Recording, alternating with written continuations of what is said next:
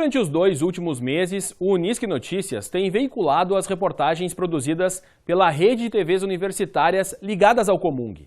Primeiro, falamos sobre a arquitetura das cidades do interior do estado.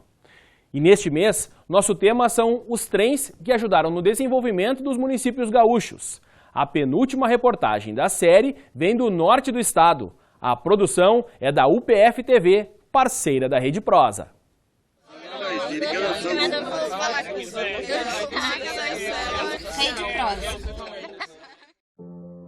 Até meados do século XIX, o Rio Grande do Sul era um estado isolado do resto do Brasil. Conhecido pela produção de carne, no caso o charque, pela formação bélica na proteção das fronteiras e por ter muita da produção econômica baseada na atividade primária, o estado tinha um perfil próprio de desenvolvimento. Especialmente em São Paulo e Rio de Janeiro, mas também na Europa, a estrada de ferro já era uma realidade. O Rio Grande do Sul inaugurou a primeira estrada ferroviária em 1874, ligando Porto Alegre e São Leopoldo. Em 1891, entrou em funcionamento a estrada de ferro que tinha como projeto ligar Santa Maria, na região central do estado, a Itararé, em São Paulo. O trem só chegou em Passo Fundo no ano de 1898. Se levou 7 a 8 anos para fazer uma estrutura de 350 a 355 quilômetros que ligava Santa Maria a Passo Fundo, com alguns períodos, digamos assim, de redução dessa intensidade em razão da Revolução Federalista, 93, 94. Entre 1898 e 1909, havia apenas um horário de trem. Era semanal e ligava Passo Fundo-Santa Maria. Eram alguns vagões de carga e 1 ou 2 para passageiros, divididos em primeira e segunda classe. Em 1910, a estação ferroviária da Gari foi inaugurada. No início, era uma pequena estação de madeira por onde passava o trem. Com o tempo e a crescente procura pela locomotiva, o local que aqui estamos se transformou. E todos os dias, viajantes solitários e famílias inteiras desembarcavam em Passo Fundo. E essa agitação toda mexeu com o comércio e com a rede hoteleira da cidade. Construída por uma empresa belga, a Ferrovia e a Gari desenvolveram Passo Fundo. A cidade ganhou hotéis como o Hotel Avenida, construído junto à Rua General Neto, que ligava a Gari à antiga Rua do Comércio, hoje Avenida Brasil.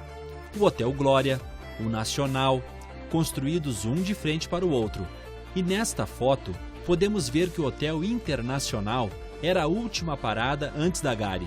O desenvolvimento também trouxe a chegada de moinhos, casas noturnas e casas de comércio. O trem permitiu a mobilidade, o intercâmbio comercial de uma produção agrícola que já era expoente em Passo Fundo, principalmente na área agroindustrial e na cultura do trigo. Então o trem foi fundamental, sem sombra de dúvida, de 1898 a mais ou menos 1975, 1980, o trem teve uma importância fantástica para Passo Fundo e a região.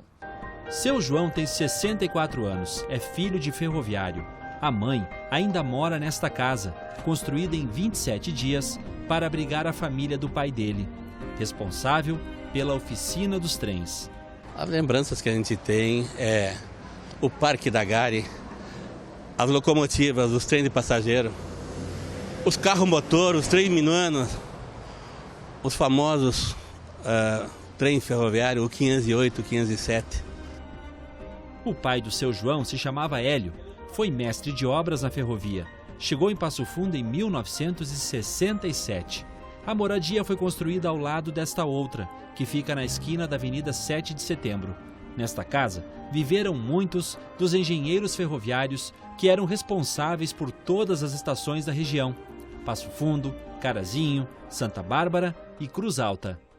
Temos uma lembrança muito grande dos engenheiros que da Uruguaiana também vieram, os colegas do pai que também é da Uruguaiana, que trabalharam na via permanente. A via permanente é onde dava suporte para a reforma dos vagões, do patrimônio da rede em si. Outro que tem viva as lembranças da estação ferroviária da Gari é o seu José Carlos, Com 77 anos, não chegou a trabalhar nos trens, mas utilizou muito desse transporte. Os trens que circulavam por Passo Fundo, de carga, de passageiro, que nos levava à festa de Marcelino Ramos, Nossa Senhora Salete, que era muito gostoso. Aqui nessa sala, onde hoje funciona a Feira do Produtor, era a sala dos controladores de trens. Seu Antônio, de 86 anos, trabalhou aqui de 1939 até 1974. Exercia a função de telegrafista. Era uma sala grande, tinha o controle de trens aqui. Era um controle aqui que controlava de Passo Fundo a Santa Rosa, inclusive Cruz Alta e Juí. E o outro controle era de Passo Fundo a Marcelino Ramos, controlado de Passo Fundo a Marcelino Ramos. Eram dois controles distintos. Cada trem que se movimentava de uma estação tinha que pedir licença para o que a gente chamava de movimento. Então chamava pelo pica-pau, pelo telégrafo, então dava em todas as estações a chamada. Então aí a aviação férrea colocou o tal de seletivo, aparelho seletivo que despertava, o nome já está dizendo, né? Seletivo, despertava só na estação que a gente queria.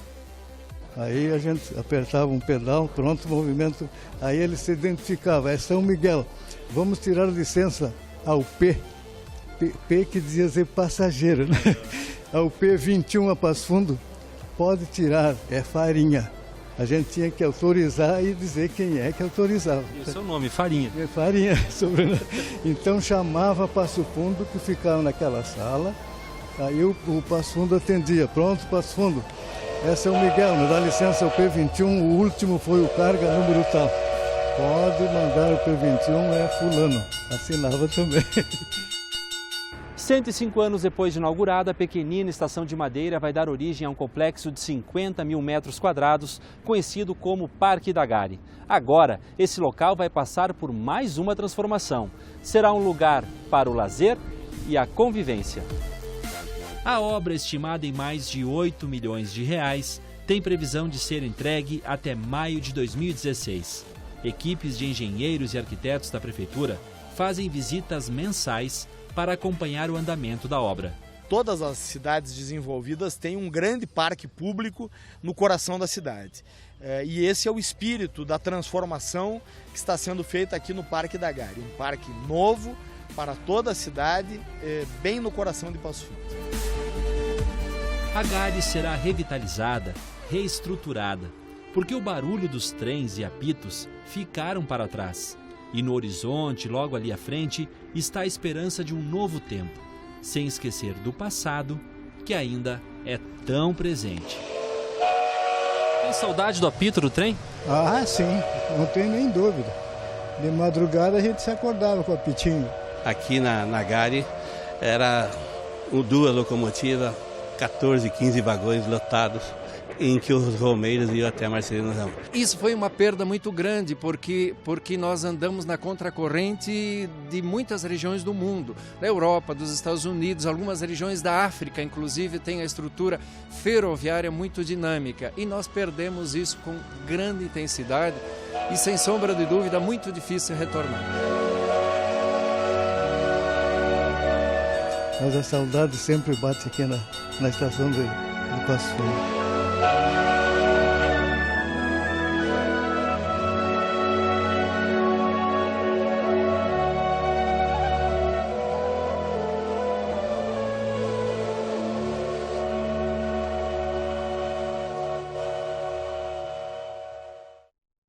A seguir, confira a primeira reportagem de uma série sobre um assunto muito discutido atualmente.